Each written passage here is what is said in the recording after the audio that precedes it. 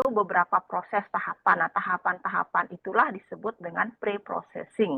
Kenapa pre-processing? Saya ulang lagi supaya Anda paham. Kenapa disebut pre-processing tahapan untuk mendapatkan fitur ini? Karena proses-proses ini dilakukan sebelum masuk ke machine learning. Jadi konteks pre-processing adalah konteks di machine learning. Ya, itu ya. Jadi kalau misalkan ada proses-proses ini tetapi tidak disebut sebagai pre-processing, kemungkinan konteksnya berbeda. Nah, seperti itu. Jadi tolong Anda belajar untuk memahami sesuatu disesuaikan dengan konteksnya. Jadi supaya tidak membingungkan. Ya, begitupun misalkan istilah nanti fitur. Nah, kalau fitur di sini sering disebut ciri. Kenapa? Karena dia ada di uh, konteksnya machine learning. Konteksnya bagaimana merepresentasikan data sehingga dikenal oleh mesin. Kemudian fitur ini sering disebut peubah juga, sering disebut atribut juga. Itu semuanya dalam konteksnya machine learning. Kenapa disebut peubah? Supaya lebih dekat dengan model matematika. Ada peubah terikat dan peubah bebas. Peubah terikatnya itu adalah labelnya. Kalau dalam konteksnya klasifikasi, ada label. Jadi ada peubah terikatnya. Kalau konteksnya ini ya, representasi dari data. Jadi peubah bebasnya itu adalah labelnya, dan peubah bebasnya adalah vektor fiturnya.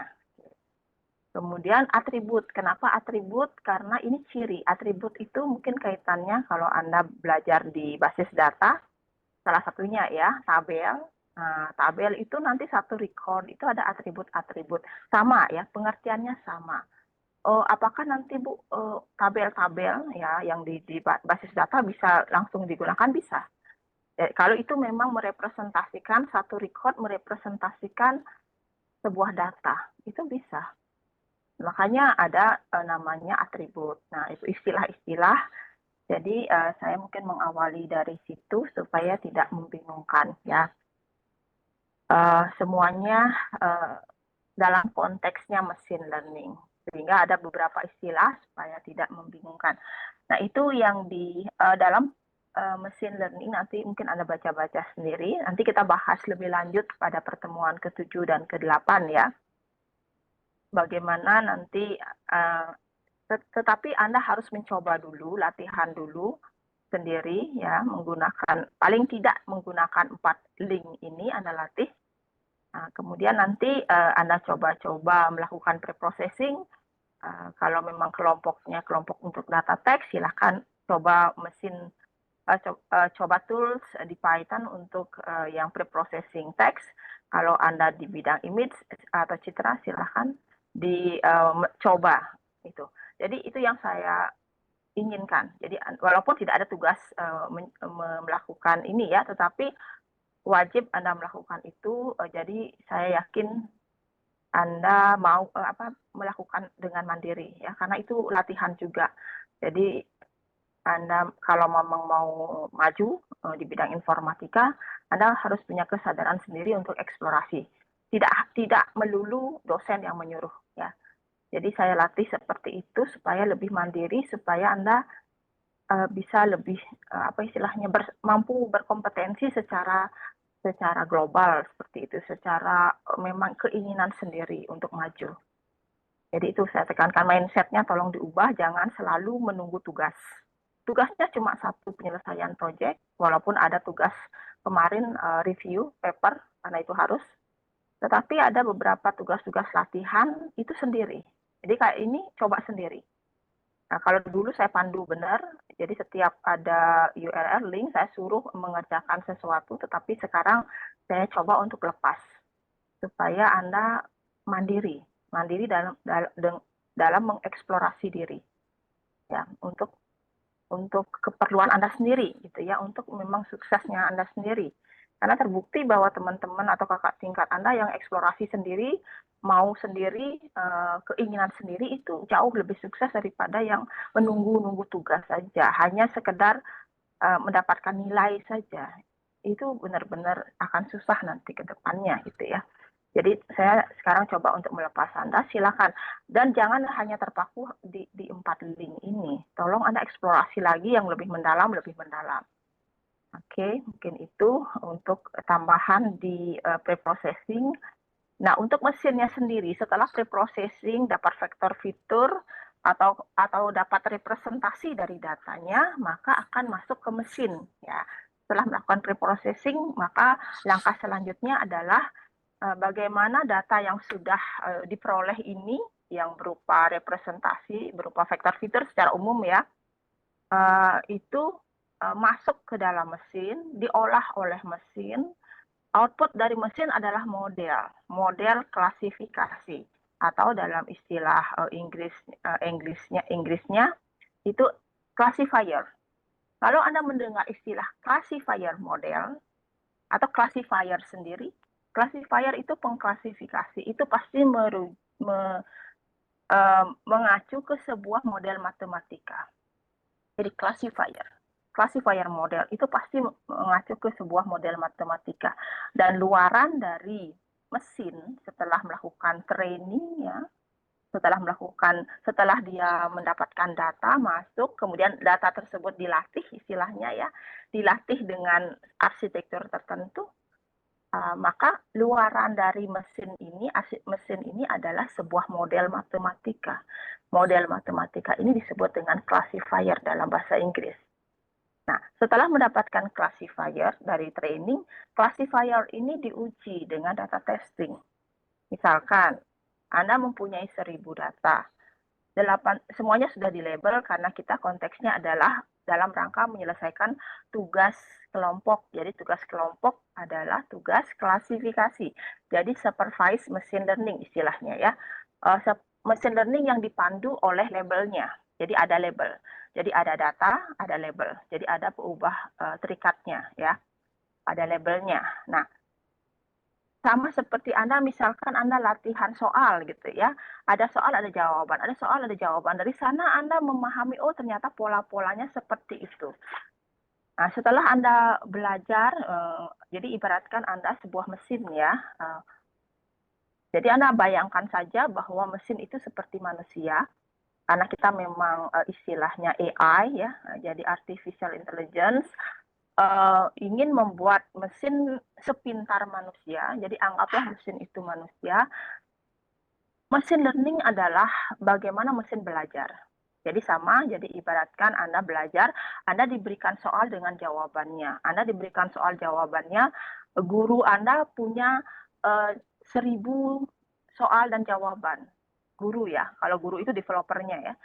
Kemudian Anda diberikan 800 dicobakan untuk Anda untuk melatih Anda. Ini saya berikan 800 contoh soal dan jawabannya. Tolong pelajari, Anda terus belajar. Oh, Anda menemukan polanya. Oh, ternyata seperti ini. Anda ingat. Jadi itu pola-pola yang Anda ingat itulah namanya model klasifikasi. Bedanya Anda mungkin mengingat-ingat semua ya, seperti pengetahuan, tetapi mesin learning menghasilkan sebuah model matematika. Jadi model matematika ini sudah merepresentasikan pengetahuan ataupun data ya, soal dan jawaban yang sudah diberikan. Ya. Jadi dari model matematika ini dicoba sekarang diuji sama ininya ya, guru Anda kalau kita konteksnya manusia ya.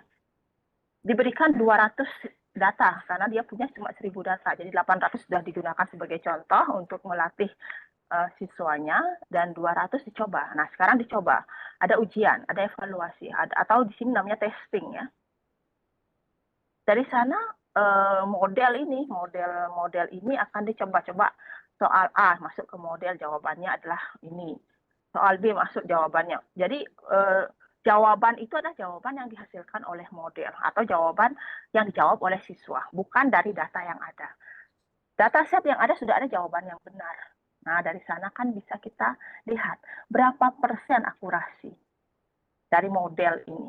Ya, mudah-mudahan terbayang sebelum kita masuk secara detail ke machine learning-nya. Jadi itu proses machine learning. Jadi ada proses pelatihan, ada proses testing. Nah, dalam pelatihan pun bisa dilihat akurasi dari pelatihannya. Jadi pelatihan pun ada akurasi dari pelatihan. Akurasi dari pelatihan itu namanya validasi model ya. Itu bagaimana Bu? Kok ada dalam belajar pun dia latihan sendiri. Ya kan? Kalau Anda belajar pasti coba tutup jawabannya. Saya sudah belajar sekian ya. Misalkan dari 800 soal yang diberikan guru, Anda 600 sudah pelajari dan sekarang Anda coba sendiri. Oh, saya coba sendiri dulu ya. 200 soal yang belum saya lihat. Oh, ternyata saya baru belajar soalnya saya cuma dapat 50. Oke, saya belajar lagi. Saya acak lagi soalnya, saya ambil lagi 600 lagi untuk saya coba. Saya pelajari dulu, kemudian 200 lagi saya coba untuk saya uji lagi diri sendiri. Nah, itu namanya validasi. Artinya itu nanti istilahnya akurasi dari pelatihan. Oh, ternyata setelah dia mantap sudah dapat ini ya akurasi yang cukup tinggi. Oh, sekarang dari soal latihan saya sudah dapat 95%, udah cukup lah saya nih. Saya udah capek gitu ya. Kita biarin aja besok ujian gitu ya. Ujian apa? Sana ujian ternyata soal ujiannya kok enggak ini ya, agak sulit gitu ya. Oke, tidak sama dengan yang saya pelajari. Nah, kemudian Anda dapat 50. Nah, itu artinya overfitting ya. Artinya tidak representatif soal-soal yang diberikan untuk latihan. Nah, itu istilahnya overfitting nanti ya. Tapi saya tidak akan detail seperti itu nanti membahas overfitting, tapi itulah gambaran secara umum tentang machine learning. Kalau memang bagus data-data trainingnya yang diberikan ke sistem, maka dia pola-pola itu akan sudah tertangkap semua. Artinya data representatif, mewakili semua, termasuk mewakili yang data yang belum dikenal oleh sistem. Nah, jadi pas diberikan soal-soal baru atau diberikan data baru, yaitu data testing ini, misalkan diberikan 200, ternyata selama latihan 95% akurasinya, ternyata waktu dia testing, dia dapat 90% akurasinya. Oh, cukup bagus ini. Ya, seperti itu. Ada pertanyaan sebelum kita masuk ke metodenya ya, pengenalan umum dulu. Apakah ada pertanyaan? Supaya Anda bisa mampu ada bayangan gitu ya, Anda sudah punya data, Anda sudah melakukan pre-processing misalkan. Nanti kita bahas di pertemuan 6 ya. Saya ingin Anda sudah melakukan pre-processing terhadap data yang Anda pakai, Anda gunakan. Harus sudah punya data. Jadi di pertemuan 6 itu harus sudah punya data set yang pasti. Kemudian Anda sudah mencoba-coba URL-nya ini paling tidak ya, 2 URL sesuai dengan data, ataupun Anda sendiri mencari. Sehingga siap fiturnya. Itu yang saya inginkan. Di pertemuan 6 kita diskusi tentang pre-processing-nya. Dataset sudah ada, kemudian Anda sudah mencoba pre-processing, kemudian kita akan diskusi. Diskusi kelompok yang saya nilai adalah kemampuan kerjasama kelompok Anda. Oke. Dari sana, setelah hasil pre-processing, baru nanti masuk di pertemuan ke-8, kita bahas tentang machine learning yang Anda gunakan. Oke, seperti apa Anda sudah melakukan proses klasifikasi, training, ya, proses training dan proses testing. Nanti ya saya akan apa istilahnya di WASE mungkin saya tambahkan untuk memandu Anda melakukan proses-proses tersebut ya. Silakan, ada pertanyaan atau ada yang perlu didiskusikan? Izin bertanya, Bu. Ya, silakan. Tadi Ibu sempat membahas tentang kemungkinan data yang jelek ataupun yang tidak bisa diterima waktu pengujian kayak gitu, Bu. Mm-mm. Itu tuh dari segi datanya yang dijadikan training itu kan yang tadi sempat Ibu bilang tuh jelek. Nah, cara mengetahui bahwa data itu tuh tidak bisa diterima tuh bagaimana, Bu? Terus tuh untuk mengolah data tuh kan kayak tadi tuh ada preprocessing itu kan supaya Ya, data tuh bisa eh, dijadikan apa tuh tabel dan juga nanti diujikan kan seperti itu Bu ya. ya. Nah itu tuh seperti gimana sih Bu? Bisa dijelaskan lebih detail lagi Bu? Oke, yang pertama mengetahui apakah data itu sudah representatif, istilahnya sudah bisa mewakili semua. Itu ya pertama, kalau dari teks ya kita tergantung dari data ya, data sendiri ya, apakah jenis datanya teks ataukah jenis datanya yang lain, citra misalnya. Kalau dari teks itu pastikan semua step ya, terutama yang normalisasi ya, terutama itu yang mengganggu biasanya. Ada istilah-istilah kata-kata yang tidak dikenal, artinya belum distandarisasi. Nah, itu biasanya mengganggu dia. Istilahnya dia noise, jadi dia menjadi apa ya, noise gitu ya, menjadi gangguan. Nah, kalau data yang banyak gangguannya, seperti data-data kayak karena ada kata-kata gaul yang kayak gitu, walaupun dua kata itu sama, kelihatan berbeda oleh sistem. Nah, itu hal-hal seperti itu yang membuat untuk data teks ya, membuat terganggu, membuat tidak representatif. Sehingga benar-benar step-step dari di pre-processing itu harus diikuti dengan benar. Kemudian tahu ini jelek Bu, kalau tahu bahwa data Anda jelek ya setelah Anda melakukan di training misalkan sudah bagus, ternyata validasi training ya, ternyata di testingnya jelek. Nah, itu pasti kalau bukan karena banyak noise ya, banyak yang kata yang tidak dikenal sebenarnya oleh sistem, juga memang tidak representatif. Artinya tidak mewakili konteks kata-kata itu tidak mewakili semua data. Jadi misalkan eh, apa namanya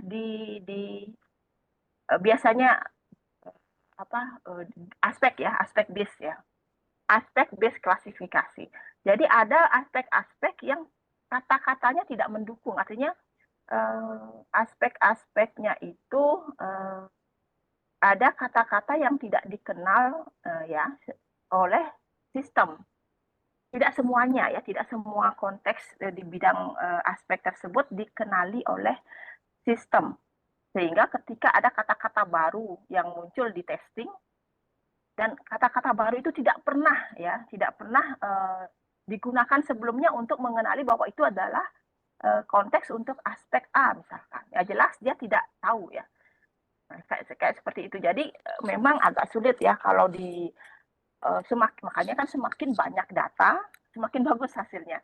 Karena semakin banyak data itu semua konteks ya. Konteks itu istilahnya kata-kata yang mendukung sesuatu ya, mendukung sebuah topik gitu ya.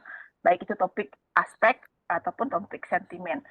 Jadi makanya secara umum semakin banyak data dan semakin bervariasi data, variasinya itu memang mendukung konteks-konteks yang ada ya, itu semakin representatif dia. Nah, itu untuk jenis yang teks. Ya, kalau untuk jenis yang teks, ya pastikan dulu noise-nya dulu. Pastikan bahwa tidak ada kata-kata yang tidak dikenal. Kata-kata yang kata penting, bukan kata stop word, tetapi tidak dikenal oleh karena dia itu berubah-ubah bentuknya. Sekarang bilang aku punya banyak, kemudian aku itu jelas dia tidak kenal bahwa itu satu kata yang kayak gitu ya, itu noise namanya, dan itu harus distandarisasi dulu. Kemudian kalau yang di bidang image, di bidang image sepertinya sedikit lebih gampang dalam mengatasi karena image itu ada teknik augmentasi data. Nah, contohnya ada augmentasi data itu artinya kita bisa mengubah warna walaupun gambar yang sama, tetapi kita bisa augmentasi, perluas dia menjadi data yang berbeda yang bervariasi. Seperti gambar itu diperbesar, diperkecil, kemudian warnanya diubah, kemudian belum lagi dirotasi ya, miring sedikit ke kiri, miring sedikit ke kanan gitu ya. Nah, itu akan sangat membantu. Ya, misalkan Anda aslinya punya data cuma 100. Setelah melewati augmentasi data, proses-proses itu Anda terapkan, ternyata Anda bisa sampai 1.000 data. Nah, itu akan sangat representatif. Itu untuk data teks, data citra. Untuk data teks nggak bisa seperti itu. Kecuali kalau Anda augmentasi dia dengan sinonim boleh ya. Dengan sinonim boleh, dengan sinonim-sinonim misalkan, tetapi kan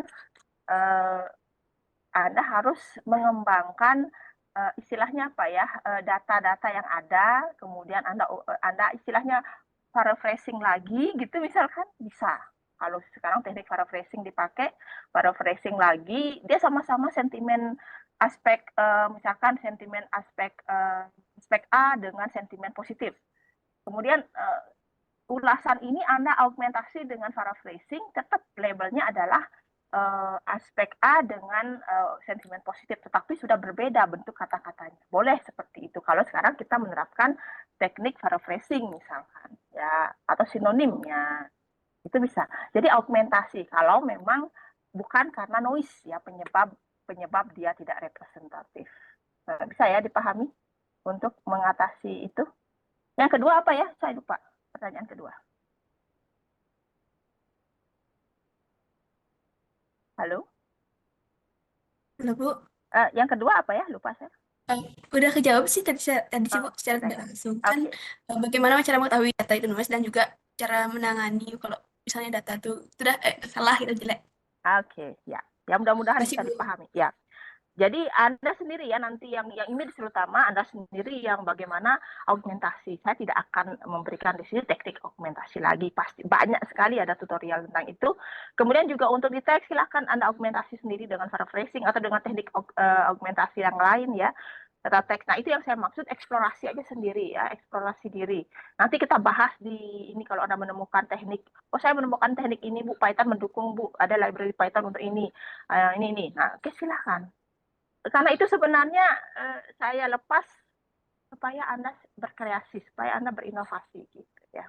Mudah-mudahan itu ya, karena itu yang diperlukan saat ini. Anda harus fighting, jadi benar-benar Anda berjuang secara mandiri dan juga secara berkelompok ya, saling membantu, saling berdiskusi, tetapi sendiri juga harus termotivasi untuk mengembangkan diri. Oke, mungkin itu cukup ya. Kita lanjut langsung ke metode ya, metode dari mesin learning-nya. Nah, oke. Ada 6, di sini yang kita bahas yang basic saja, ada 5 ya. Saya pilihkan ini karena cukup mewakili pendekatan yang berbeda dari beberapa teknik mesin learning. Oke. Untuk yang pertama, KNN, itu yang paling sederhana. Oke. Paling sederhana, pendekatan yang digunakan adalah berbasis ruang vektor. Jadi ruang vektor. Jadi data direpresentasikan dengan sebuah vektor. Jadi ada banyak sekali vektor ataupun titik-titik. Kalau kita melihat vektor itu sebagai titik atau sebagai vektor, silakan. Jadi data bisa diperhatikan sebagai sebuah vektor kan di dalam sebuah ruang vektor. Bisa Anda bayangkan ya. Jadi ada dimensi tertentu dari ruang vektor, misalkan dimensi 3, nanti di sana ada beberapa titik-titik yang merupakan vektor-vektor. Nah, kemudian konsep dasarnya hanya jarak ya, jarak terdekat. Nah, kayak itu ya. Nanti ya kita jelaskan secara lebih detail. Nah, kemudian naive Bayes.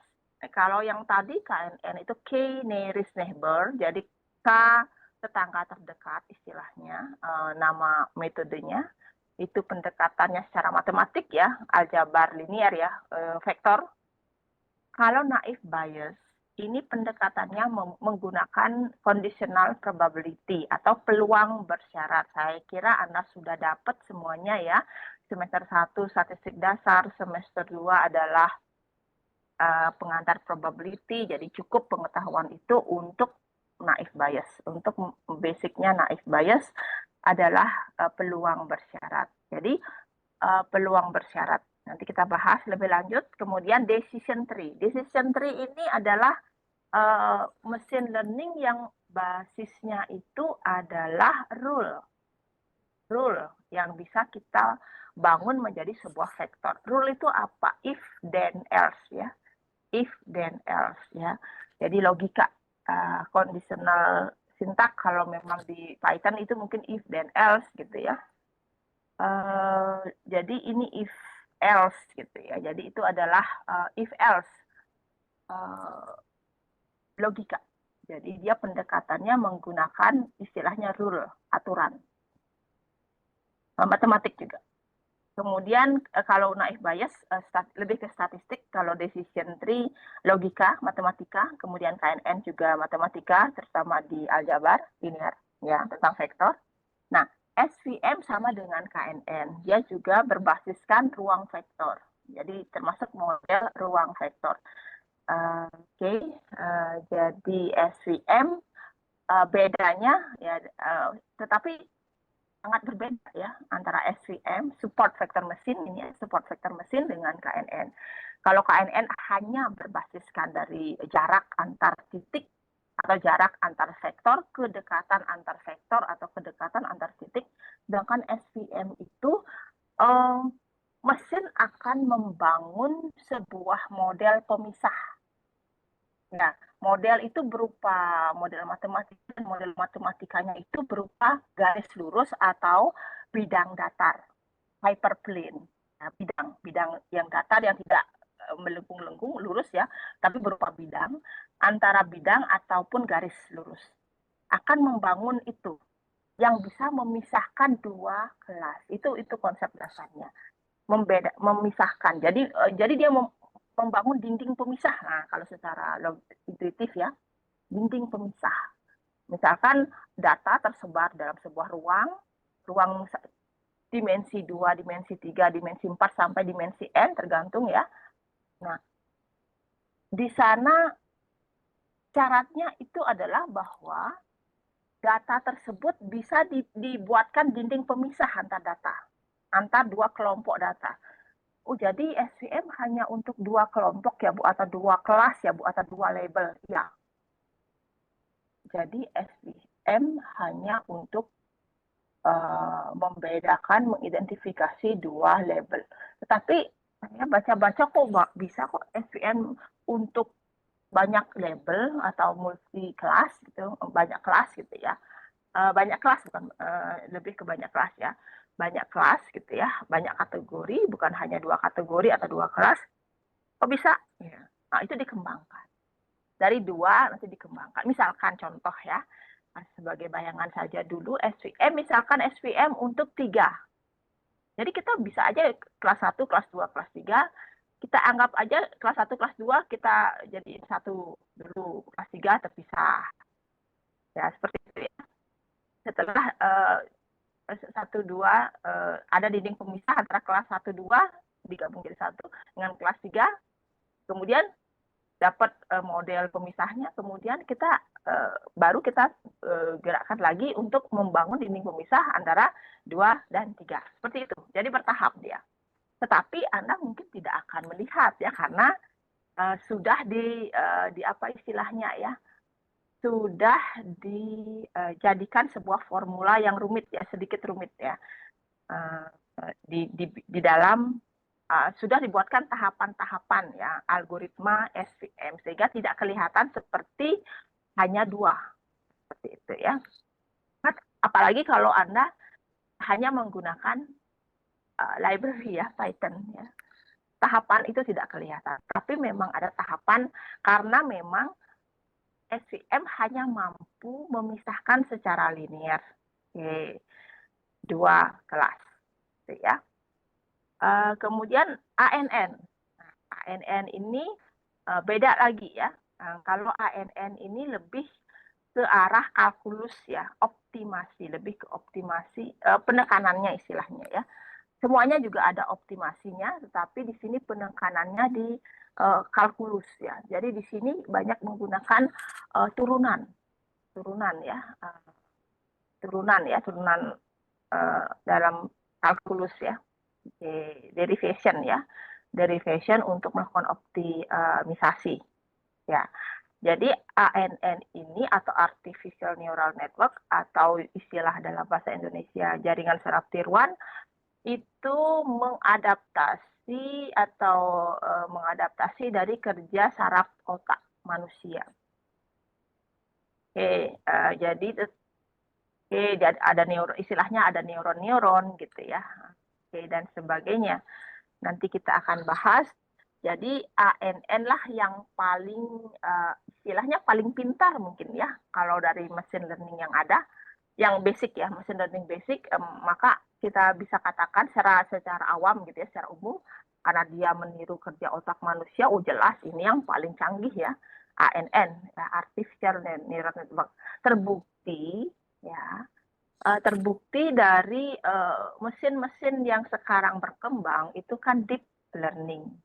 Nah, deep learning itu basicnya adalah artificial neural network, ya. Sebenarnya ada deep learning yang akan dikembangkan dari SVM, tapi belum berkembang, ya, belum bisa berkembang secepat mesin deep learning yang basisnya adalah ANN. Seperti itu ya. Jadi supaya punya gambaran ini dulu ya, umum dulu tentang beda pendekatan dari setiap mesin. Jadi saya ulangi, kalau KNN yang paling sederhana hanya berbasiskan model ruang vektor dan hanya di jarak saja. Bisa jarak Euclidean distance seperti itu sudah cukup ya, atau cosine similarity juga sudah cukup gitu ya. Jadi bekalnya itu aja, jadi sangat gampang. Kemudian naive Bayes lebih sedikit lebih tinggi mungkin ya, kalau secara umum ya, anak matematika pun apalagi anak ilmu komputer agak-agak ini ya, dengan statistik gitu ya, apa istilahnya, agak susah menerima karena beda pendekatan ya. Nah, if bias ini probability. Mungkin yang suka probability, yang suka peluang, yang suka statistik, ini mungkin paling dia suka gitu ya. Nah, if bias, yang penting dia berbasis probability, peluang bersyarat. Nah, kalau decision tree rule ya, yang suka rule, yang suka aturan-aturan, if else seperti itu mungkin suka dengan decision tree.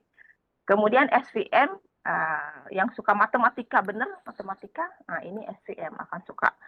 SVM itu ruang vektor tetapi agak kompleks sedikit ya, karena dia harus membangun sebuah dinding pemisah Bu ya, dinding pemisah atau hyperplane ya istilahnya, itu matematika, model matematika. Jadi model matematika yang kalau kita plotting itu menjadi sebuah dinding. Nah, dinding dalam dimensi tertentu. Nah, itu. Dinding pemisah antar dua kelompok. Nah, itu adalah intuitif dari SVM. Nah, kemudian kalau ANN sendiri yang paling canggih ya, secara artificial intelligence dia paling canggih. Dia itu meniru kerjanya otak manusia. Wah, itu ya. Oke, kerjanya otak ya. Otak secara umum sih ya. Tapi mungkin manusia yang paling pintar. Oke. Mungkin itu saya sudah buka ini. Nah, yang kita mulai dari yang paling sederhana dulu. Hanya tidak terlalu saya membahas tidak terlalu panjang lebar ya tentang kelima mesin ini, hanya pengenalan ya. Saya sudah tekankan uh, judul ininya ya, judul pertemuannya pengenalan. NKNN atau di sini mungkin Nearest Neighbor Classifier istilahnya ya. Sebenarnya lengkapnya adalah K Nearest Neighbor Classifier atau KNN Classifier. Okay. Nah, ini termasuk instant based classifier karena dia langsung berdasarkan data. Jadi kenapa disebut instan? Karena dia tidak menghasilkan sebuah model.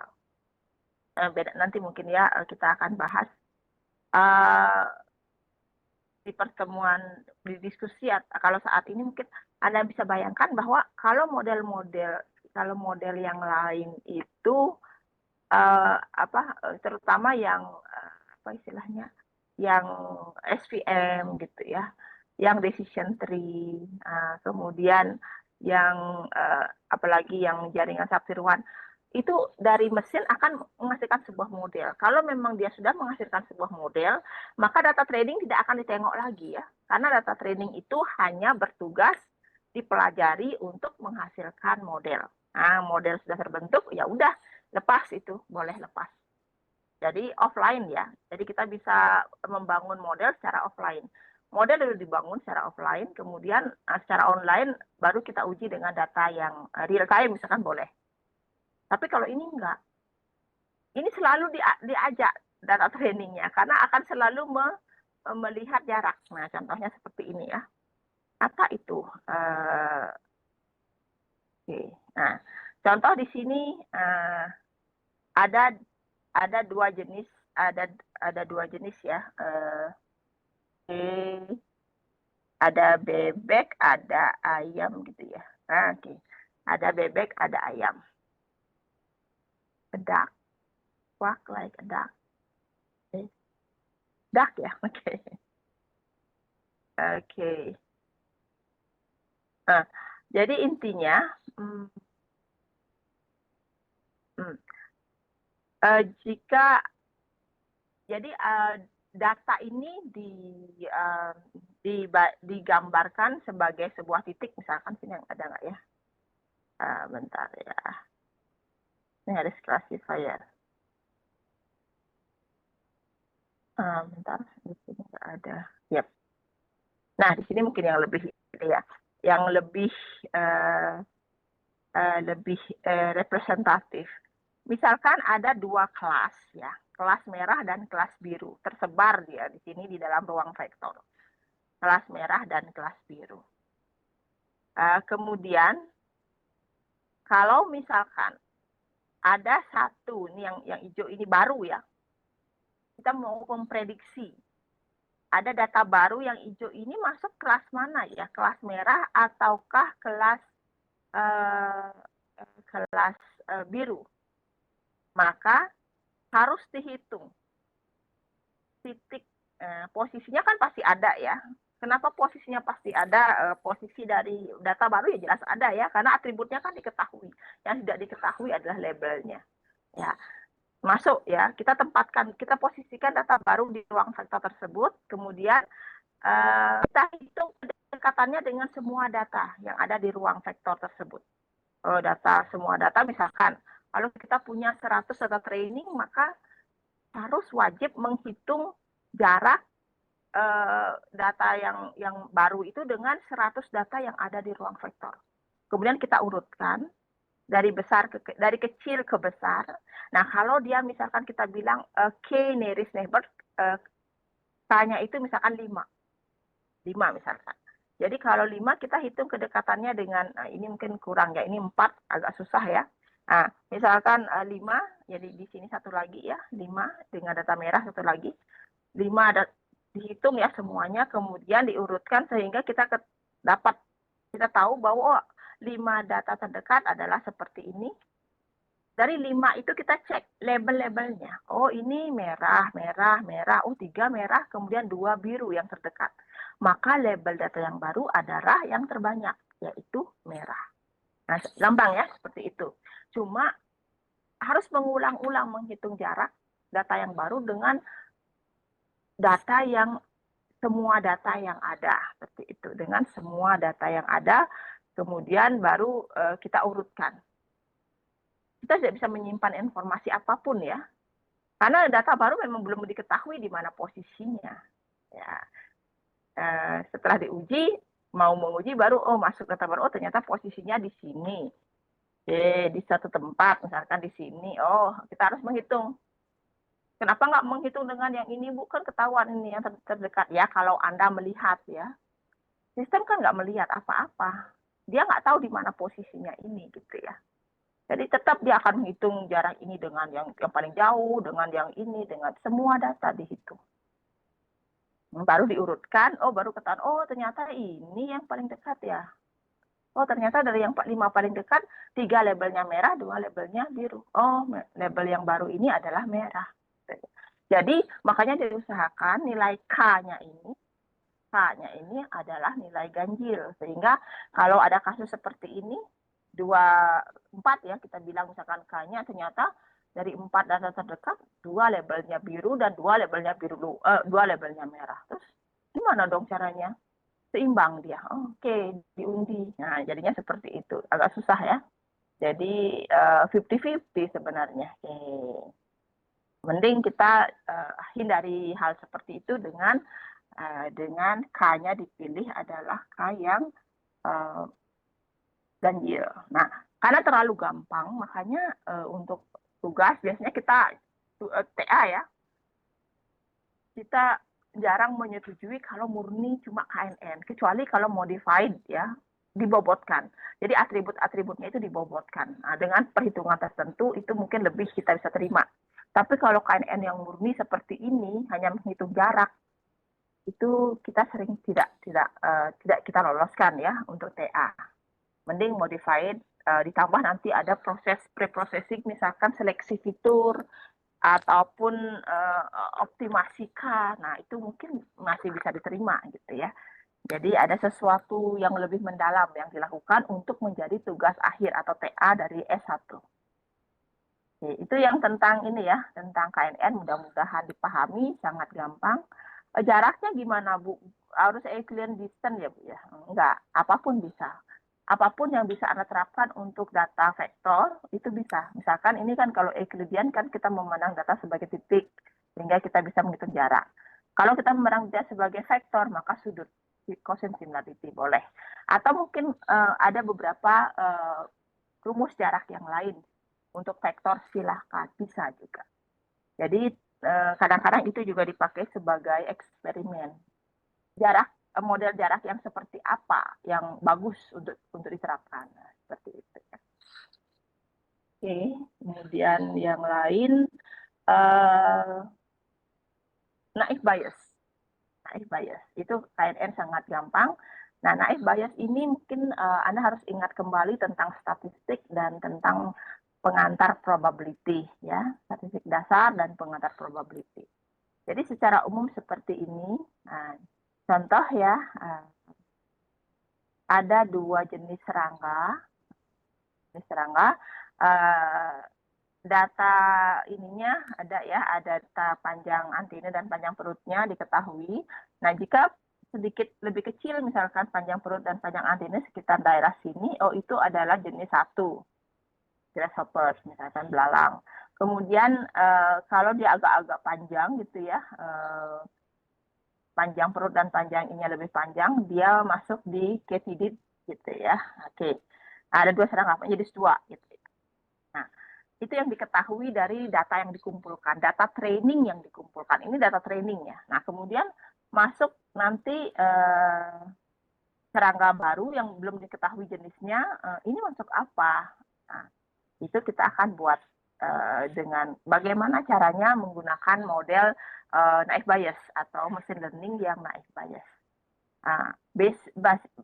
Basic konsepnya itu adalah dari ini ya, dari peluang dari sebaran. Kalau ini mungkin yang sederhana ya, kalau kita hanya berdasarkan satu atribut yaitu atribut panjang antena misalkan. Di sini adalah yang merah ini ya, histogram panjang antena. Biasa sedikit saja. Histogram panjang antena artinya yang jumlahnya yang kalau dari bawah ya, yang panjang antenanya ini panjang antena ya. Panjang antenanya 1 cuma ada berapa 2 gitu ya, panjang antenanya 2 ada sekian ya.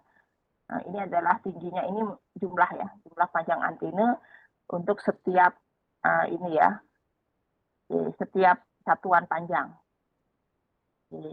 Jadi ini yang biru ini untuk yang jenis pertama, jenis serangga jenis 1, dan yang merah serangga jenis 2. Nah, seperti ini. Jadi untuk yang panjangnya, nah di sini ada yang panjangnya 5 ya, panjangnya 5 itu ada jenis 1 juga ada jenis 2. Panjangnya 6 juga ada jenis 1 dan ada jenis 2. Ya, bisa Anda perhatikan di sini. Oke, di sini yang 5 ya, di sini yang 5, kemudian di sini yang 4. Ya, yang di sini juga ada jenis 1, jenis 2. Jadi kalau yang beririsan seperti ini artinya pada panjang yang sama, panjang antena yang sama, yaitu panjang 6 misalkan atau panjang 5, itu ada 2 jenis serangga. Bisa di jenis 1, bisa juga jenis 2.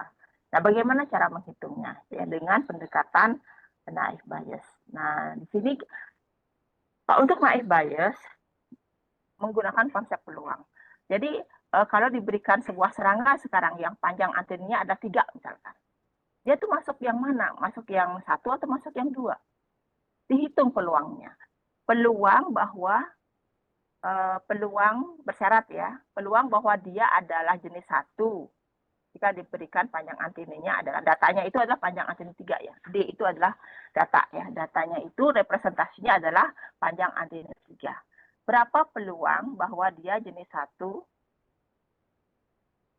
dengan diketahui bahwa panjang antenanya 3. Cara menghitungnya gimana? Oke, contohnya di sini. Oke, contohnya di sini. Bentar ya.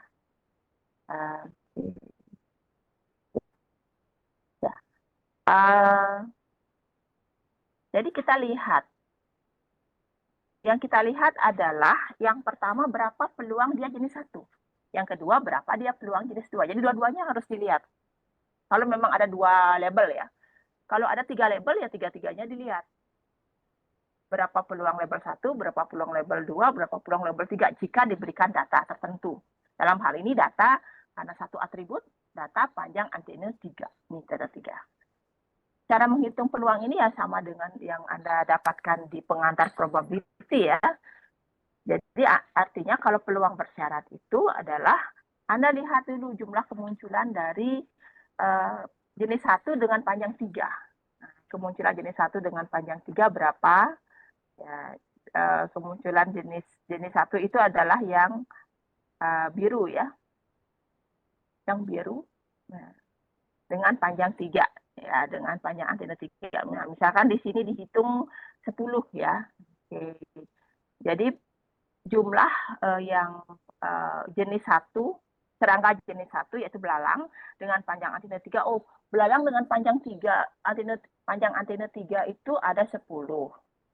Kemudian dibagi dengan semua serangga yang panjangnya 3, panjang antenanya 3. Oh, semua serangga yang panjangnya 3 ada, kalau belalangnya ada 10, sedangkan ketiditnya ada 2, jadi 12. Maka itulah peluang bersyaratnya. Tadi pahami ya? Ya. Jadi peluang bersyarat, dia tuh jenis belalang dengan panjang antena 3. Kalau diberikan data bahwa ada serangga panjang antena 3. Jadi kita harus hitung berapa jumlah yang ada ya dari data training yang kita lihat. Tadi data training itu jumlah belalang yang panjang antena 3 berapa? Oh, 10. Kemudian semua serangga dengan panjang asinnya 3 berapa? 12, karena 10 itu ada serangga belalang dan 2 dari Katydid. Sama-sama 3 ya. Nah, jadinya 0,833. Kebalik dengan Katydid, berapa peluang Katydidnya sekarang? Oh, kita hitung jumlah Katydid yang panjang asinnya 3 berapa? Cuma 2. Kemudian jumlah semua serangga yang panjang asinnya 3 berapa? Ada 12. Jadi karena yang jenis 1 yang lebih banyak peluangnya 0,833, maka kesimpulannya kalau ada serangga dengan panjang asinnya 3, maka dia pasti labelnya adalah belalang atau grasshopper. Jenis 1. Seperti itu ya, karena peluangnya lebih banyak, lebih besar. Mudah-mudahan ini ya gambarannya. Jadi pada saat di data ya, ini dapat dari mana Bu? 10 dan 2 ini. Dari data training. Anda sudah mengumpulkan banyak data training, kemudian Anda lihat label-labelnya, oh ternyata yang antena panjang antenanya 3 itu, data dengan panjang antena 3 itu 2 label merah dan 10 label biru. Makanya 12 totalnya ya, yang panjang antena 3. Nah, kemudian kalau kita mau nyari peluang yang label biru, ya Anda lihat yang panjang 3 label biru ada berapa? Oh, ada 10. Ada 10 per 12. Gampang ya. Oke, kemudian kalau kebalik, misalkan diketahui yang sebuah serangga dengan panjang antena 7. Dia masuk ke mana? Kalau serangga dengan panjang antena 7, caranya sama. Lihat dulu yang jenis 1 panjang 7 ada berapa? Oh, ternyata cuma ada 3. Semua serangga, baik jenis 1, jenis 2, panjang antena 7 ada berapa? Ada 3 tambah 9, 12. Maka 3 per 12. Itu untuk peluang bahwa dia masuk di jenis 1. Kalau peluang dia masuk di jenis 2 atau kelas biru, kelas merah, maka ada berapa label dengan ada berapa label merah untuk serangga dengan panjang 7. Oh, ternyata ada 9. Totalnya ada 12 yang panjang 7 semua. Maka ini. Oh, ternyata yang lebih besar peluangnya adalah untuk label merah. Maka serangga dengan panjang 7 ini terlabel sebagai atau diprediksi sebagai serangga jenis 2. Nah, bagaimana kalau 50-50? Ya, ini sama kayak KNN ya. 50-50 ya udah undi lagi ya. Oke, kalau peluangnya 50-50 nggak bisa ditentukan sebenarnya ya. Bisa jenis 1, bisa jenis 2. Nah, itu kalau atributnya 1. Gampang ya. Bagaimana kalau atributnya 2? Nah, maka itu diterapkanlah rumus naif Bayes. Nah, rumus naif Bayes untuk sebenarnya diterapkan untuk data yang atributnya lebih dari 1. Dan ada asumsi ya bahwa di sini ya mungkin ya. Mungkin ini yang lebih jelas, nanti silakan Anda baca sendiri. Ini yang saya mau bahas tentang yang misalkan ada data tentang labelnya adalah female atau male. Jadi ada seseorang, diketahui namanya, diketahui tinggi badannya, diketahui warna mata, dan diketahui panjang rambutnya. Ya, apakah dia panjang atau pendek? Kalau matanya apakah dia biru atau coklat? Atau ya biru atau coklat di sini ya. Kemudian tingginya apakah lebih dari 170 atau kurang dari 170 ya gitu. Jadi ada 4 data. Maka labelnya adalah oke, kalau memang dia namanya Drew, kemudian tidak lebih dari 170 cm, kemudian warna mata biru dan rambutnya pendek, maka dia labelnya adalah ini dari training ya. Jadi ada 1, 2, 3, 4, 5, 6, 7, 8. Ada 8 data yang diketahui. Bagaimana menerapkan naif Bayes? Nah, di sini ini pakai rumus peluang bersyarat. Nah, peluang bahwa dia adalah kelas tertentu atau kelas CJ, istilahnya C1, C2, kalau memang ada 2 kelas seperti ini, male female, maka hanya ada 2 kelas, yaitu C1 dan C2. diberikan data tertentu, karena di sini ada 4 atribut, maka di sini D-nya itu 4 ya. Ada D1, dia berupa vektor ya, D1, D2, D3, D4. Bagaimana cara menghitungnya? Dengan menerapkan rumus bias ya, ini seperti ini, bahwa peluang bersyarat CJ bersyarat D itu sama dengan, dibalik ya, peluang dari D, yaitu peluang dari data ini, data dengan 4 atribut ini, peluang bersama istilahnya ya, peluang bersama dari D bersyarat terhadap kelas. Misalkan kalau kita menghitung peluang, berapa peluang C1-nya, maka di sini bersyarat terhadap C1, kemudian peluang dari kelas C1-nya sendiri dibagi dengan peluang dari datanya ya. Data ini sekali lagi secara umum datanya adalah vektor ya, atributnya lebih dari 1. Nah, kalau memang seperti itu, kalau atributnya lebih dari 1, D-nya itu ada D1, D2, D3, D4 seperti di sini, maka ini bisa dipecah. Jadi rumus yang pertama ini, peluang D bersyarat terhadap CJ-nya ini dipecah.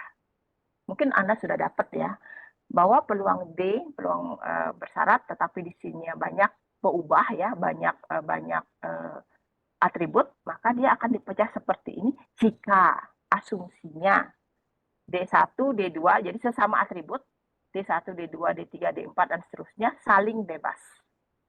Jadi ada asumsi untuk naif bias, jadi anggapan ya, dianggap saling bebas, tidak saling mempengaruhi atau tidak saling berkorelasi ya, antara D1, D2, antar atribut-atribut yang ada. Contohnya seperti ini, nama ya, kalau namanya Drew itu tidak dipengaruhi oleh bahwa Drew itu biasanya kalau namanya Drew panjangnya tingginya pasti selalu pendek, tidak ada, bebas ya, saling lepas. Atau warna matanya kalau dia namanya Drew itu pasti warna matanya adalah biru, itu tidak, dianggap tidak ada hubungannya, tidak ada kaitannya, tidak ada korelasi. Nah, kalau memang kita benar asumsi seperti itu bahwa antar atribut ini saling bebas, maka kita bisa menerapkan naif bias. Ya. Nah, sekarang masalahnya bagaimana menghitung probability dari kelas CJ bersyarat terhadap, probability dari atribut 1 bersyarat terhadap, itu apa maksudnya? Nah, di sini mungkin kita bisa lihat, nanti Anda bisa lihat-lihat lagi ya. Nah, ini. Apa artinya D bersyarat terhadap CJ? Itu artinya, ya, jadi kita lihat, kalau bersyarat terhadap C1 misalkan, bersyarat terhadap bahwa dia itu adalah kelas 1 atau kelas mil misalkan. Ya udah, kalau D-nya itu adalah nama, maka berapa, jadi peluangnya itu adalah nama dari laki-laki ya, laki-laki misalkan kalau CJ-nya laki-laki ya, C1 itu laki-laki, maka kalau D-nya itu hanya atribut nama gitu ya, D1 misalkan nama, maka PD1 bersyarat terhadap C1 itu adalah, hitung dulu D1-nya yang laki-laki, ada berapa, nama Drew misalkan yang laki-laki ada berapa jumlahnya, dibagi dengan semua laki-laki. Seperti itu. Jadi contohnya di sini, saya contohkan di sini. Ya, misalkan di sini yang satu ya, namanya Drew. Namanya Drew.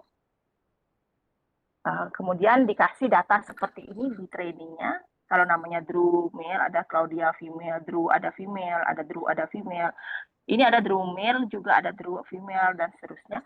Nah, kalau peluangnya dia, kalau berapa peluang diketahui namanya Drew itu adalah laki-laki atau perempuan. Kita hitung semuanya. Kalau peluang Drew itu laki-laki itu berapa? Ini ya. Nah, ini.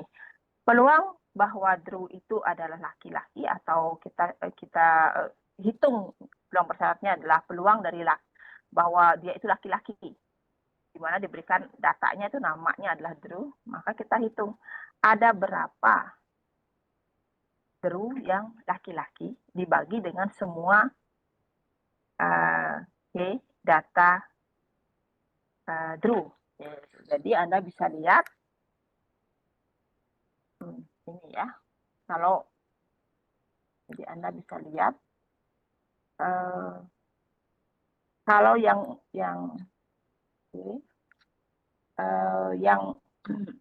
male ini kan bersyarat terhadap nama ya Drew. Jadi Anda lihat kalau bersyarat terhadap Drew ya pasti Anda hitung Drew-nya itu berapa pembaginya ya. Drew-nya ada berapa? 1, 2, 3. Nah, 3 ya. Pasti 3 di sini. Ya. Ini ya. Ini ya. Tadi. Oke, maaf di sini rumusnya. Ini memakai rumus. Ya, memakai rumus karena dia perkalian. Jadi di sini ya, coba Anda lihat rumusnya, rumus biasnya P, D, J, C. Jadi CJ. CJ ini adalah male ya. CJ itu kelas 1. Jadi kelas 1 itu male dikali dengan peluang dari kelasnya. Nah, peluang dari berapa jumlah kalau di sini berapa peluang munculnya laki-laki.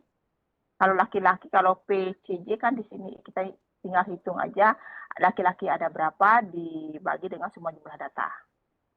Ya kan? Kalau laki-lakinya ada 3, 1, 2, 3 dibagi dengan semua jumlah data itu 8, 3/8. Jadi PCJ-nya 3/8. Nah, kenapa PDCJ-nya adalah 1/3?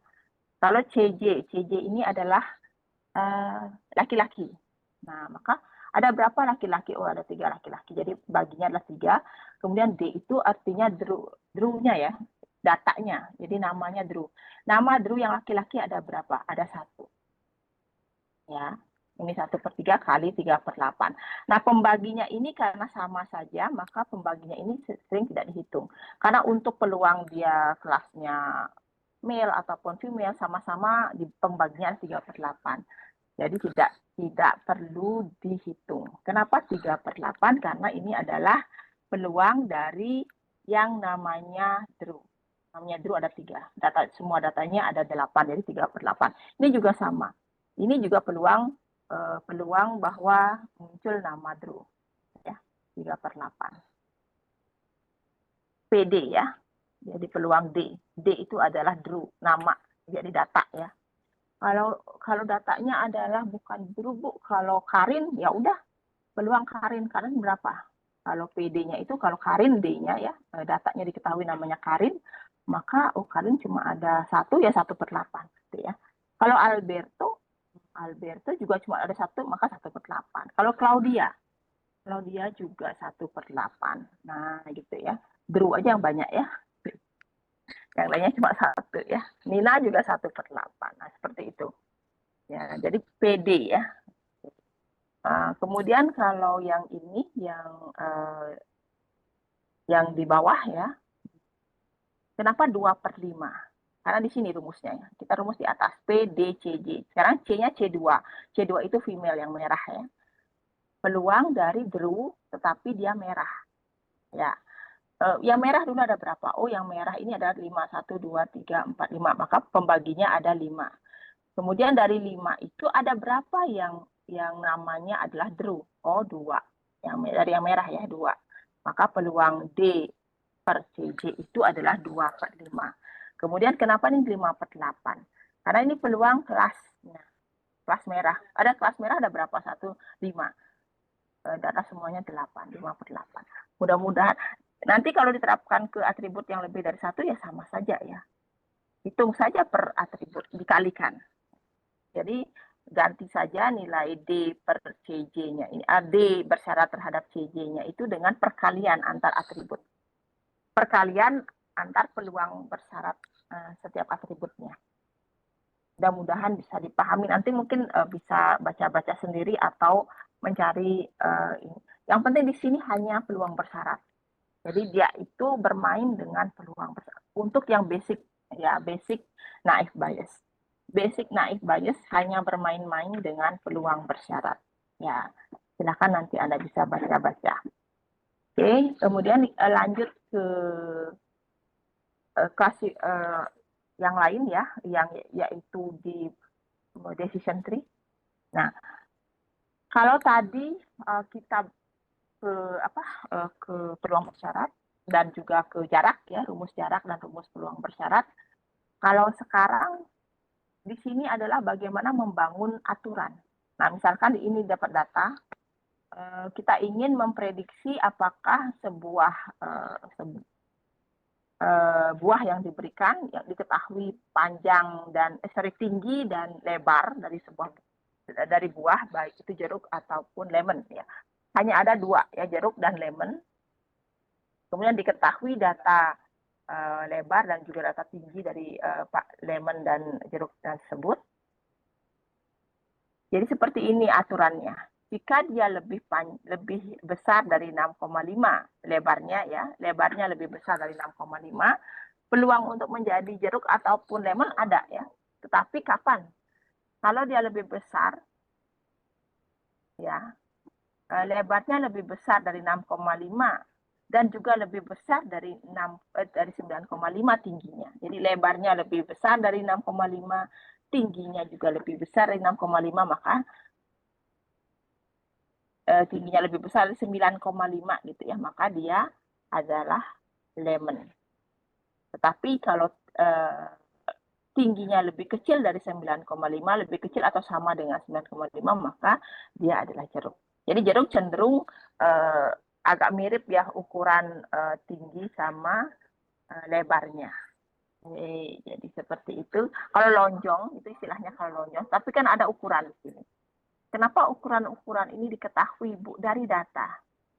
Dari data dipelajari. Dari data ini dipelajari sehingga muncullah model berupa rule ya, aturan. If X misalkan width-nya ya itu lebih besar daripada 6,5, kemudian dilihat apakah jika ininya, jadi if ini kemudian if tingginya lebih besar dari 9,5, maka dia itu adalah ini else lemon kemudian jeruk. Jadi if else ya. Jadi Anda bisa apa istilahnya konversi atau representasikan dari pohon pohon keputusan ini atau decision tree ini menjadi sekumpulan aturan. If else, saya dipahami. Jadi ini bisa Anda representasikan dengan rule, dengan set of rule ya, set of rule. Oke. Nah, kemudian kenapa ini bisa? Bagaimana dari data-data ya, dari data-data yang ada menghasilkan rule seperti ini misalkan ya. Ini kan data X1, X2 sampai X12, ini atributnya. Kemudian akan bisa menghasilkan seperti ini. Tahapannya seperti apa? Nah, itulah step-step dari decision tree. Yang mana yang pertama? Atribut yang mana digunakan sebagai root dari pohon atau aturan yang paling tinggi ya. Aturan yang paling tinggi penentunya itu adalah pattern. Kenapa? Itu itu ada konsep, ada teorinya. Jadi pemilihan dari yang mana yang di atas ya dari pohon ini kan pasti kita kenapa pattern, kenapa bukan weight estimate yang pertama menjadi rule yang tertinggi ataupun alternate sebagai rule yang tertinggi. Nah, jadi atribut yang lain yang sebagai kenapa harus pattern. Nah, misalkan itu kita dari apa ya konsepnya decision tree ada beberapa teori yang digunakan. Salah satunya adalah information gain. Kita hitung information gain dari setiap atribut. Information gain itu didapat dari data ini, dari atribut misalkan atribut pattern ya, pet ini ya. Nah, dari sini information gain-nya berapa? Ada sampul dari sekian nilai-nilai ini information gain-nya berapa? Kemudian yang lain berapa? Ya, yang biasanya yang paling tinggi itu akan dipakai untuk menjadi yang paling yang dipilih sebagai istilahnya split, yang menjadi split istilahnya ya, higher choice. Oke. Jadi di sini, bentar ya, saya tidak akan membahas secara detail. Nah ini contoh which attribute is better to split on. Nah ini seperti ini ada contohnya. Ini adalah pemilihan yang mana? X1 apa X2 yang di atas? Ya, yang sebagai aturan yang tertinggi. atau dibilang splitnya. Berdasarkan X1 atau nanti Anda bisa baca-baca, dan itu berkenaan dengan entropi ya, ataupun berkenaan dengan di sini yang saya tadi bilang information gain. Yang sering dipakai ada information gain untuk melakukan split ya, untuk memilih yang mana yang aturan yang paling tinggi, yang mana dicek dulu, atribut yang mana dicek dulu gitu ya. Jadi untuk mengetahui atribut yang mana dipilih duluan untuk dicek apakah atribut tadi kan kenapa atribut dalam pemilihan jeruk ya, jeruk dan lemon itu kenapa yang lebar yang dulu dipilih, yang atribut lebar bukan atribut tinggi. Benar nggak ini? Ya, misalkan seperti itu. Itu ada hitungannya. Nah, itu salah satunya menggunakan rumus information gain. Silakan nanti Anda pelajari. Yang penting di sini konsep dari decision tree adalah konsep if else, konsep logika, pohon yang bisa direpresentasikan dengan pohon keputusan. Jadi dari pohon keputusan ini akan muncullah set of rule. Jadi intinya mesin decision tree akan menghasilkan model matematika berupa set of rule. Sedangkan KNN akan menghasilkan model matematika berupa penghitungan jarak ya. Jadi selalu melibatkan data trainingnya. Begitupun naive Bayes, dia selalu kalau ada data baru masuk, dia akan melihat lagi datanya ya, data trainingnya, peluangnya berapa gitu ya. Jadi dia model matematika yang dihasilkan adalah model matematika peluang bersyarat. Sedangkan decision tree adalah set of rule, himpunan dari rule if else. Nah, kemudian kalau di SVM yang saya tadi katakan, kalau support vector mesin sendiri, itu bagaimana membangun dinding pemisah atau hyperplane. Nah, seperti ini ya. Ada kumpulan dalam bentuk vektor, ruang vektor ya. Jadi kalau misalkan kelembabannya dan temperaturnya cukup rendah, dia akan bermain tenis. Jadi labelnya adalah hijau, bermain tenis. Sedangkan kalau tinggi, nah, itu cenderung tidak mau bermain tenis. Oh, kalau datanya tersebar, kemudian di plotting ya, dari data training kita plot, karena data trainingnya gampang diplot ya, karena 2 dimensi kan gampang diplot. Oh seperti ini, oh ya bisa dipisah dengan garis lurus. Kalau memang 2 atribut, kita langsung bisa garis lurus ya. Kalau 3 atribut tidak bisa ya. Kalau 3 atribut, dia itu akan menjadi dimensi 3, pasti dinding yang harus dibuat. Nah, ini ya. Nah ini, jadi inilah modelnya. Sebuah garis kan dia adalah model matematika. Nah, garis kan bisa Bu miring ya seperti ini ya. Garis. Nah, ini kan bisa. Pemisah pun garis kan bisa garis. Kenapa garis harus garis yang di tengah ini ya yang dipilih? Karena ada syaratnya.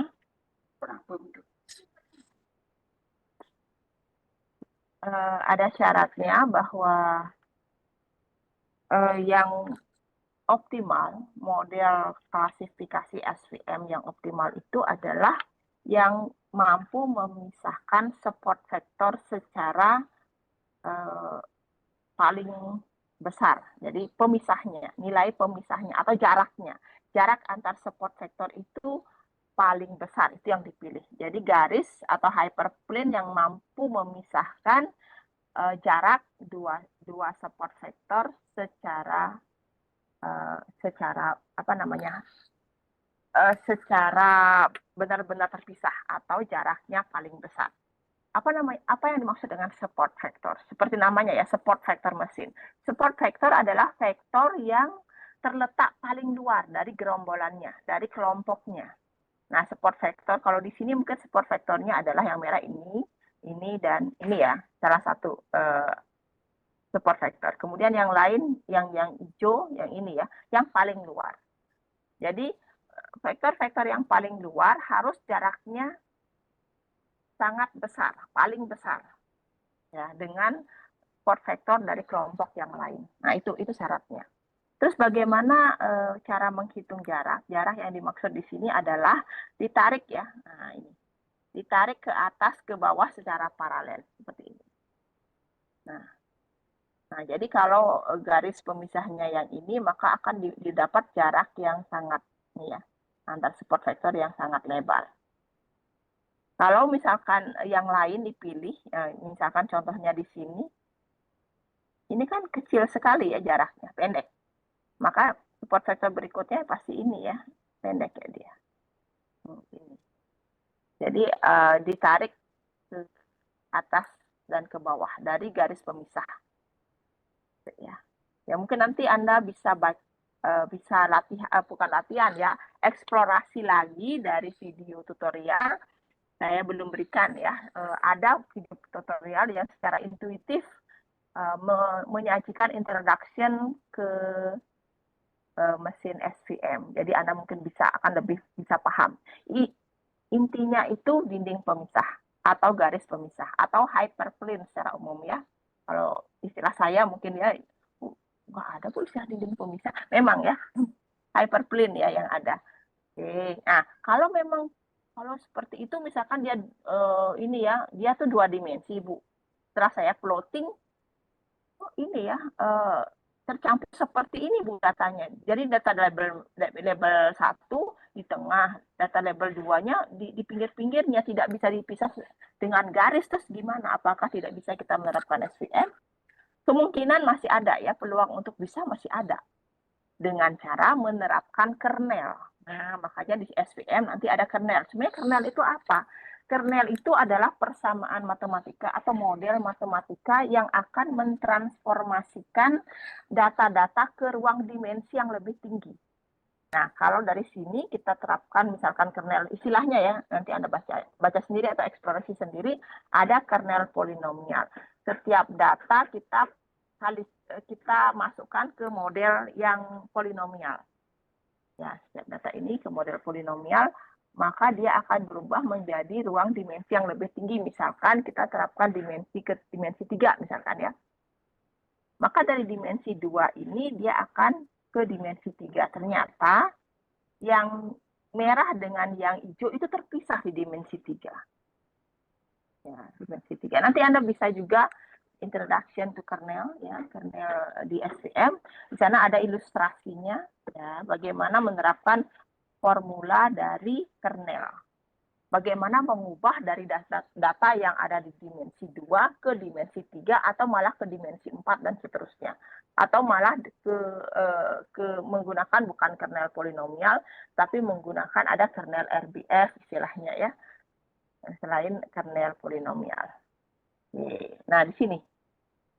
Tadi datanya adalah seperti ini, ternyata setelah diubah, ditransformasi, oh ini ya, setelah ditransformasi ke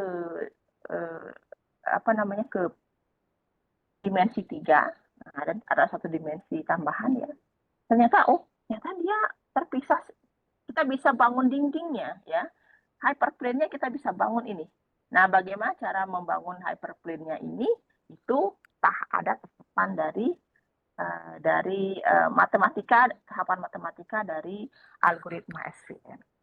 Itu saya tidak jelaskan secara detail ya. Itu ada. Dari data ini ya, kita akan menghitung atau membangun hyperplane itu ya dari data-data yang diketahui. Dari data semua data ini, data label A sama data label B-nya ini. Itu ya.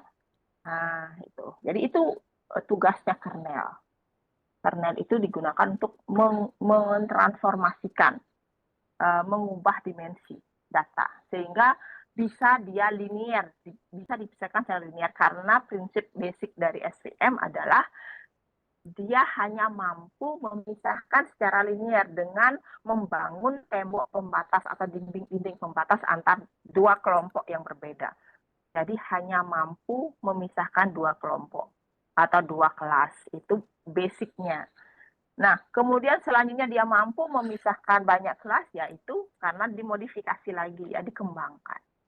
Ya, di sini misalkan ada tembok, nah di sini ada tembok lagi, ya bisa kan 3 kelas. Atau temboknya di sini miring ke sana, ya bisa juga ya. Nah, bisa. Nah, itu dikembangkan lagi ya. Ada teknik-teknik untuk menerapkan SVM ke multi-kelas.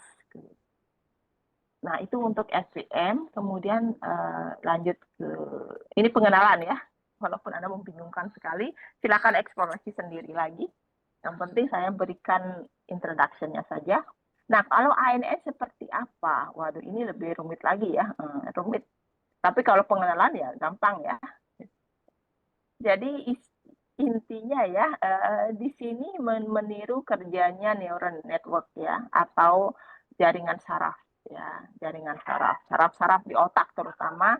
Nah, di sini kalau dari biologinya, dari teori jaringan sarafnya sendiri, itu ada istilah-istilah ya, ada dendrit ya, ada soma, ada aksen, ada sinapsis, ada soma. Ini soma ya, ini soma. Nah, kalau kita transformasikan ke dalam matematika atau ke dalam artificial neural network, walaupun tidak benar-benar kerja otak manusia benar-benar ini ya diubah di dalam matematika, mungkin tidak 100% bisa ya. Mungkin untuk deep sekarang, deep learning ya mungkin hampir mendekati gitu ada. Tetapi kalau yang ANN yang basic belum ya, tetapi sudah mengadopsi kerja dari saraf otak. Jadi dendritnya di sini yang seharusnya seperti ini dendrit ya, dendrit masuk ke soma. Nah, nanti di sini sama ya. Ini dendrit, kemudian di sini soma ya, kemudian aksennya ini adalah ada aktivasi di sini threshold dibilang, kemudian masuk keluar ya, dia keluar. Mungkin di sini lebih oke. Bentar ya, mungkin ada yang lebih detail. Nanti kalau Anda tertarik bagaimana hubungan antara ini ya, ini soma. Jadi di sini dendrit itu adalah apa? Nilai-nilai fiturnya. Sebuah data kan masuk ya, itu fitur X1, X2, X3 itu fitur. Kalau di sini ada 3 fitur ya, atau 3 ciri. Nah, kemudian di sini ada bobot di setiap cirinya. X1 dikalikan dengan bobot WA, X2 dikalikan dengan bobot. Jadi ada pembobotan terhadap fiturnya. Saya bilang tadi kan di KNN, kalau KNN yang modified, dia ada pembobotan terhadap nilai fiturnya ya. Nah, seperti ini bobot.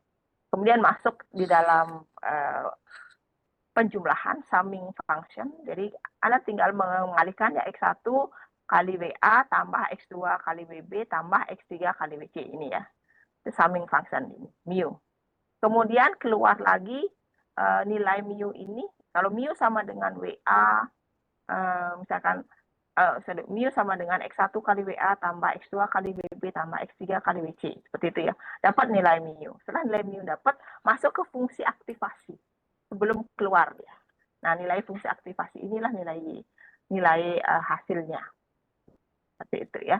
Ini adalah kerja dari ANN. Jadi prinsipnya tetap ya bahwa ada summing function dan ada fungsi aktivasi. Tapi untuk yang sudah lanjut deep learning itu banyak lagi ada ya. Yang bisa Anda mungkin baca-baca nanti ya. Jadi sinapsis kalau dihubungkan dengan kerja saraf ya, jaringan saraf, maka ini dendritnya, fiturnya, kemudian connection with bobot-bobot ini namanya sinapsis, kemudian mu sampai di ini, sampai di aktivasi, nah itu soma, kemudian hasilnya itu aksen. Nah itu ya, di sini. Silakan Anda, nah ini, aksen. Aksen akan menuju ke jaringan yang lain, ke lapisan yang lain. Kalau itu adalah yang artificial neural network ya.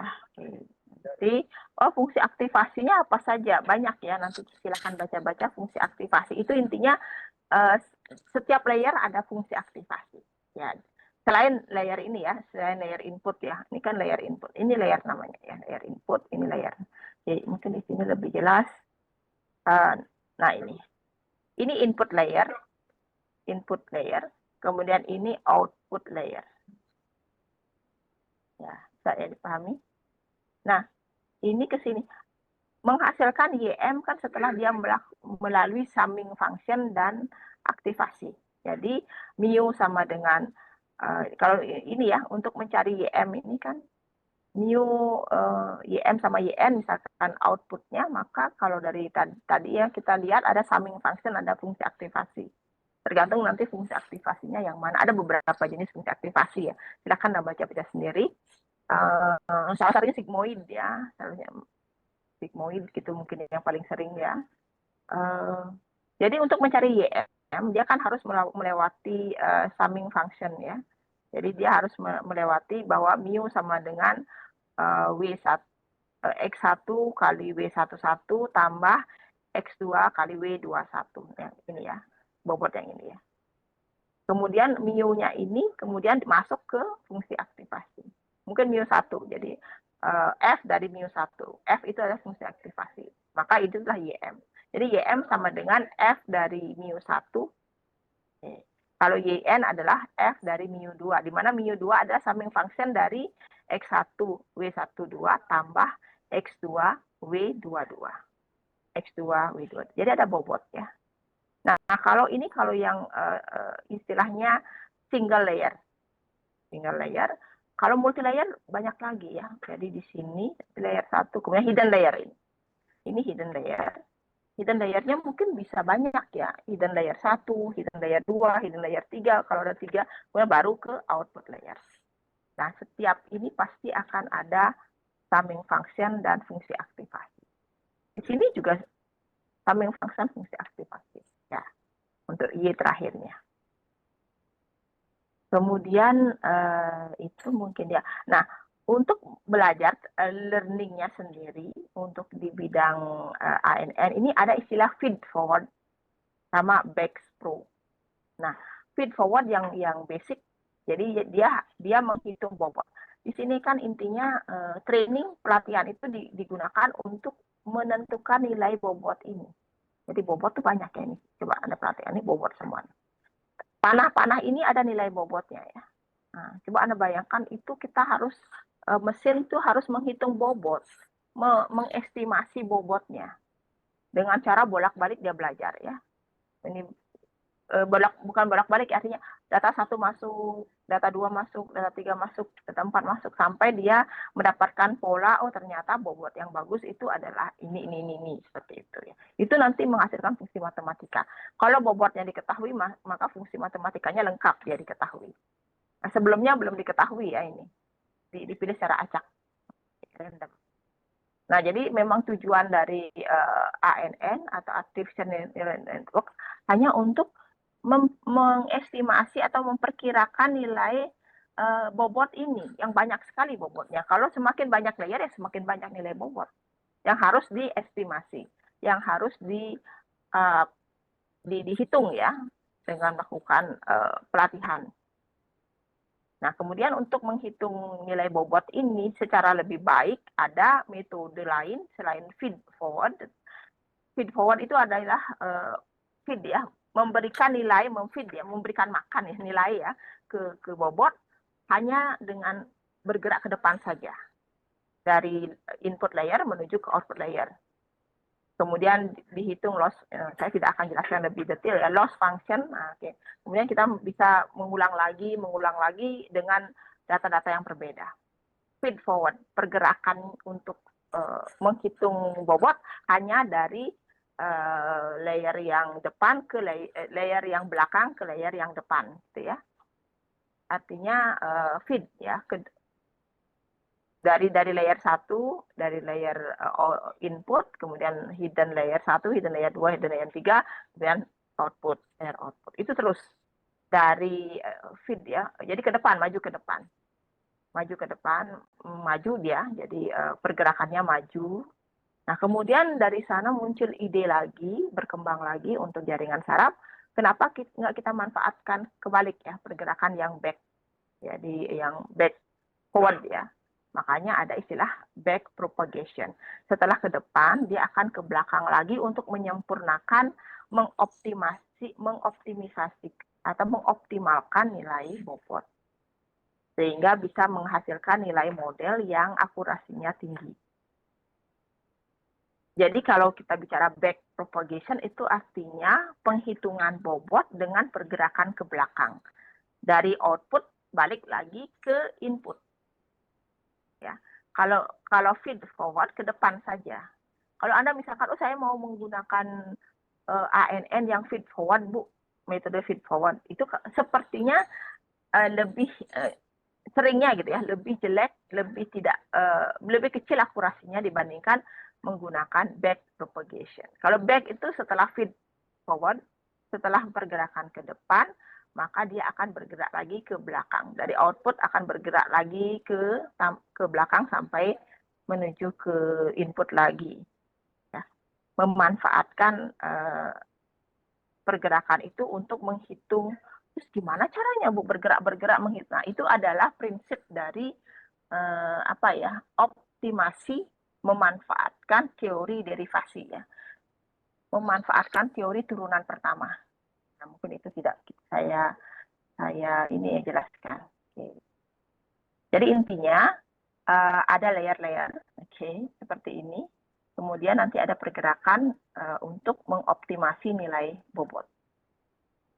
Nah, sebenarnya seru ya kalau Anda mau detail eksplorasi, pilihlah basicnya dulu dari single layer perceptron atau istilahnya single layer perceptron ataupun single layer feed forward. Boleh. Kemudian multi layer neural network atau multi layer perceptron bisa. Sama ya, itu sama.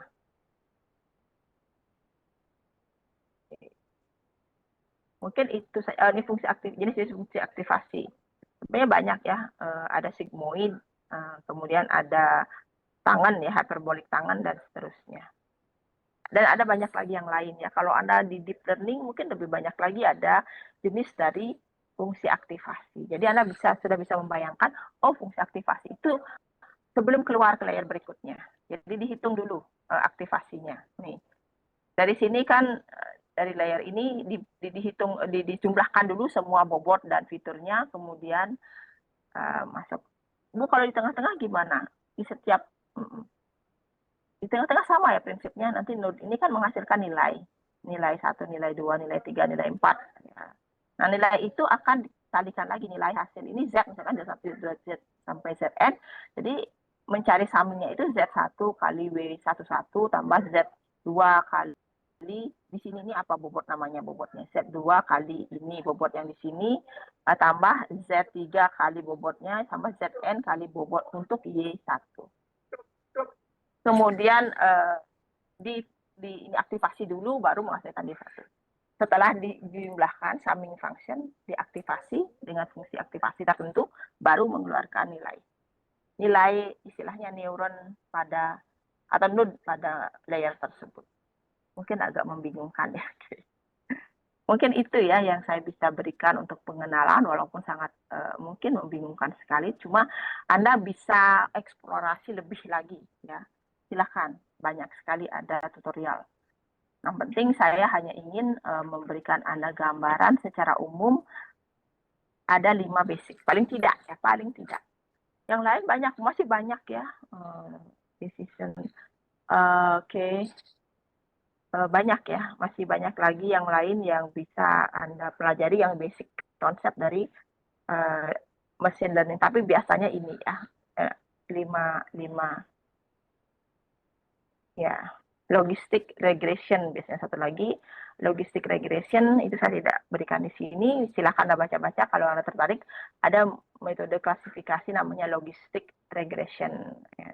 Itu kayak kemudian kalau pengembangan dari decision tree itu ada yang random forest gitu ya, random forest. Nah, itu bisa juga ada jadi ada pengembangan dari ini. Tapi basicnya adalah ini.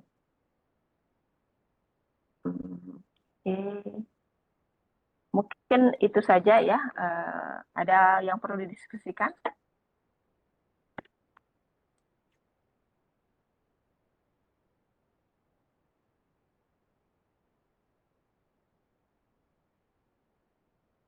Oke.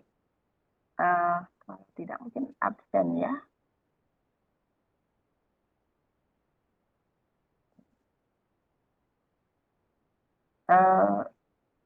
Ada yang perlu didiskusikan kah atau sudah cukup?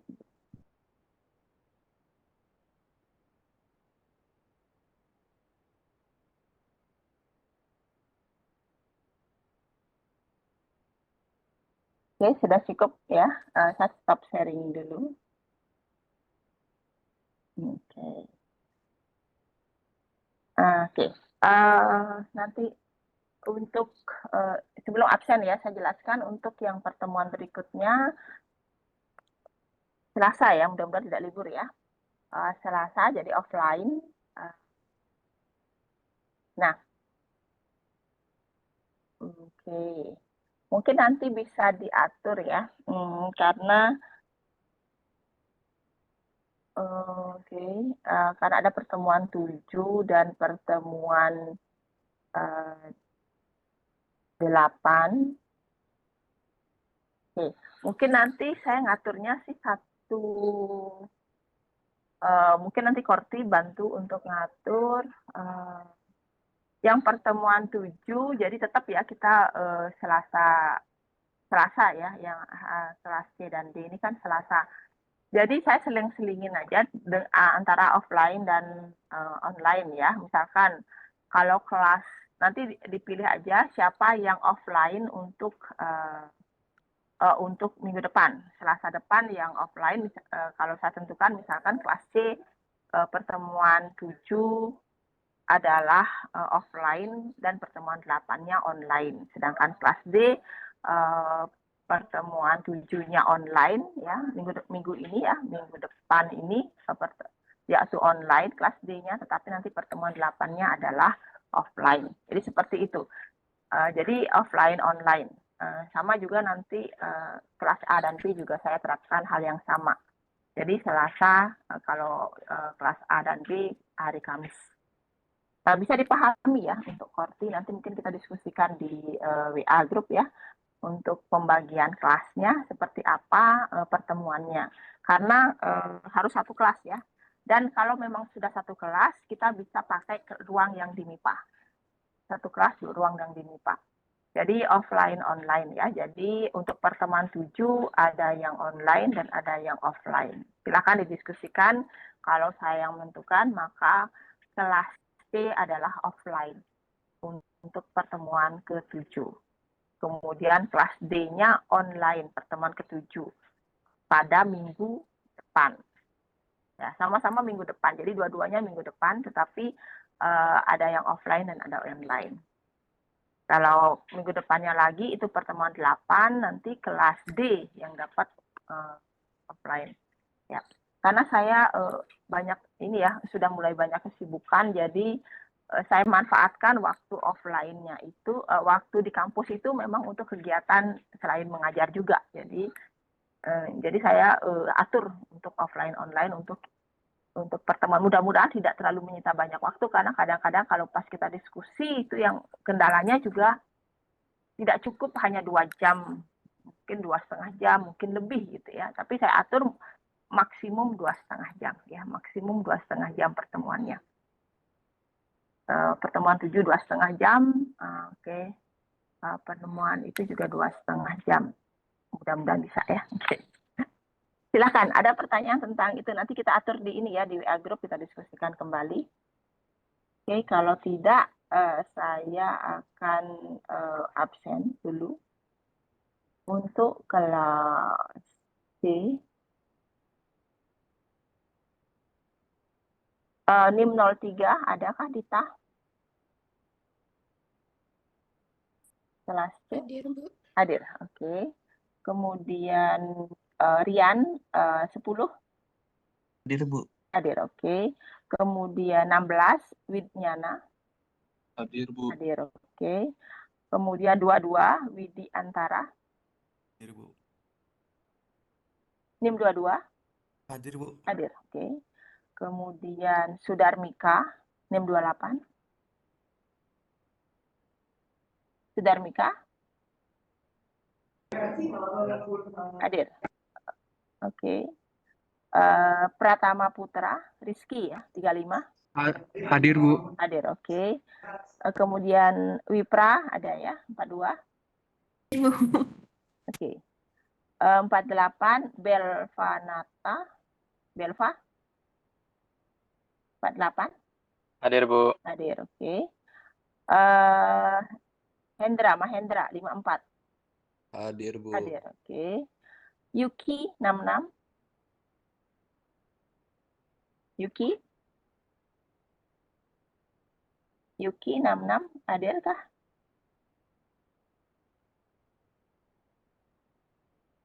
Oke, Yuki belum ya? Oke. 72, Meita Kartika. Hadir, Bu. Hadir. Kemudian Yudhistira Bayu 85. Hadir, Bu. Hadir. Domingo 92. Hadir, Bu. Hadir. Fiona 98. Fiona Hadir, Bu. hadir. Oke. Intara. Ini Harahap. Pratama Harahap tidak. Kemudian 110 Cahaya Putri. Bu. Hadir ya. Oke. Mahasatya 116. Hadir, Bu. Hadir. Oke. Pranajaya 122. Halo, Pranajaya? Belum? Landip 128. Landip. Kemudian Amsal 134. Hadir, Bu. Hadir. Oke, di sini ada yang belum hadir di kelas C. Yuki. Kemudian Intara Pratama. Kemudian ada Pranajaya. Dan kemudian ada Landip ya. 4. 1, 2, 4. 1, 2, 3, 4. Ya, 4. Oke. Kemudian di kelas B-nya sendiri, Gemuh 04. Hadir. Oke, Gemuh. Kemudian Belva. Hadir, Bu. Hadir. Kemudian Sidananda. Hadir, Bu. Hadir. Kemudian Rian 30. Hadir, Bu. Hadir. Kemudian Andreas. Hadir, Bu. Hadir. Kemudian Bakti. Hadir, Bu. Hadir. Kemudian, ya sebentar ya. Oke, Bakti hadir. Ini ada yang kelewat nggak ya? Sebentar ya. Oke, dan ya terus. Pasak ya? Kelewat beneran. Pasak ada nggak? Hadir, Bu. Kelewat, Hadir Bu. ya, maaf. Kelewat. Ya, Pasak. Bu. Oke. Diva 49. Diva ada kah? Diva Damayanti 49 belum ya. Oke. Yuni 55. Hadir, Bu. Hadir. Oke. Yogananda 61.